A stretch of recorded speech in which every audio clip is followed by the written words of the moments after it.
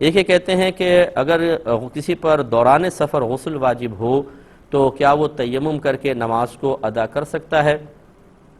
دیکھیں بعض اوقات ایسا ہوتا ہے کہ ٹرین میں سفر کر رہے ہیں تو اسٹیشن پہ کافی دیر گاڑیاں رکتی ہیں، تو وہاں پر اگر کسی طریقے سے وہ نہانے کا انتظام کر سکتا ہے تو اس پہ فرض ہے کہ وہ اتر کر نہائے۔ مرد کے لیے تو آسانی ہو سکتی ہے کہ وہ کسی طریقے سے کر کے نہائے۔ اگر ایسا نہیں ہے، ٹرین مسلسل چل رہی ہے یا اسٹیشن آیا اور ادھر پانی دستیاب نہیں ہے اور نماز کا وقت نکل رہا ہو تو یہ تیمم کر کے نماز کو ادا کر لے، پھر جب اپنے گھر پہنچے تو اس نماز کو احتیاطاً لوٹا لے۔ ایک انہوں نے پوچھا کہ سنا ہے کہ جب شوہر بیوی کو ایک دو تھپڑ مار دے، مجھے جو سنا وہ یہی ہے کہ تو بیوی کو خلع یا طلاق لے لینی چاہیے؟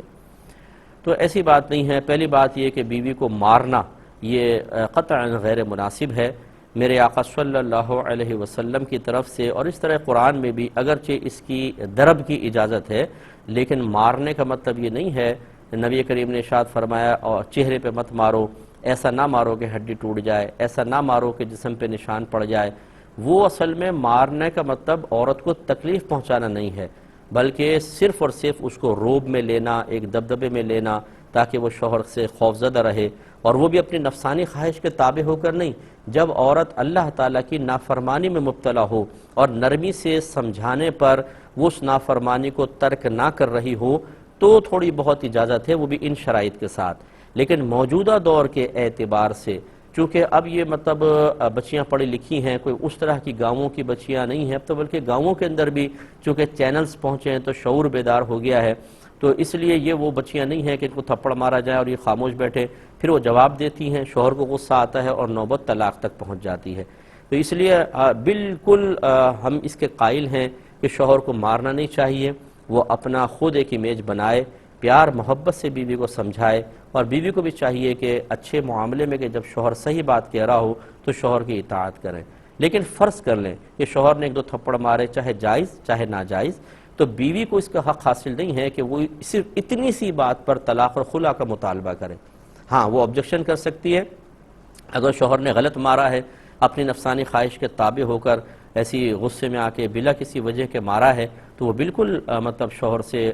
مطالبہ کر سکتی ہے کہ آپ نے غلط کیا، آپ اس پہ سوری کریں، یا اپنے والدین کو اگر بتانا چاہے تو بتا سکتی ہے۔ اگرچہ گھر کے ہر معاملے کو بچی کو میکے میں جا کے بتانا یہ مناسب نہیں ہوتا، لیکن اگر اس حد تک نوبت آ گئی ہے کہ شوہر مارنے لگا تو وہ اپنے گھر والوں کو بتا سکتی ہے، اس میں کوئی حرج نہیں ہے۔ لیکن یہ اتنی معمولی سی چیز کو بنیاد بنا کر طلاق یا خلع کا مطالبہ بالکل شرعاً درست نہیں ہے۔ نبی کریم صلی اللہ علیہ وسلم کا فرمان ذیشان ہے، جس عورت نے شوہر سے بغیر کسی صحیح وجہ کے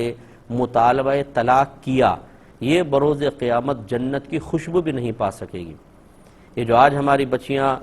دو دو مہینے میں تین تین مہینے میں چاہتی ہیں کہ شوہر بالکل ہماری مرضی کے مطابق ڈھل کر رہے، اور ذرا بھی اگر اس سے کوئی ناگوار چیز دیکھتی ہیں تو پہلا مطالبہ طلاق اور خلع کا ہوتا ہے، اور ماں باپ بھی پھر ایسے ہوتے ہیں کہ وہ بچی کو کہتے ہیں کہ نہیں بھی ہم اپنی بس ہمیں تو طلاق اور خلع چاہیے، وہ بچی کو اور مطلب پروٹیکشن فراہم کرتے ہیں، اس کی حوصلہ افزائی کرتے ہیں، اور بالکل طلاق لینا تو معمولی کام بن گیا ہے۔ میدان محشر میں بہت شدید گرفت ہے، یاد رکھیں اس بچی کی بھی ہے، جب اس کے لیے جنت کی خوشبو منع ہو رہی ہے تو جو اس کی پھر اس کو سپورٹ کر رہے ہیں اور اس غلط کام میں تعاون کر رہے ہیں، لازم بات ہے کہ وہ بھی قابل گرفت ہوں گے۔ جب میرے آقا صلی اللہ علیہ وسلم کسی گناہ پر کوئی وعید بیان فرما دیں،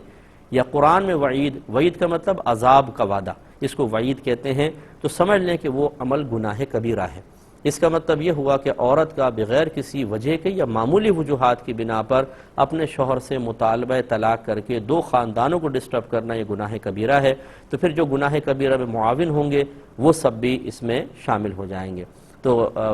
بچی کی محبت میں اگر ماں باپ یہ کر رہے ہیں تو محبت کا صرف ایک ہی انداز نہ اختیار کریں کہ بچی کی جان چھڑوائیں، بلکہ دوسرا انداز اختیار کریں کہ لڑکے کو سمجھائیں اور اس گھر کو ملا کر رکھیں، ورنہ بچی گناہگار ہو سکتی ہے۔ امید ہے کہ آپ بات سمجھے ہوں گے۔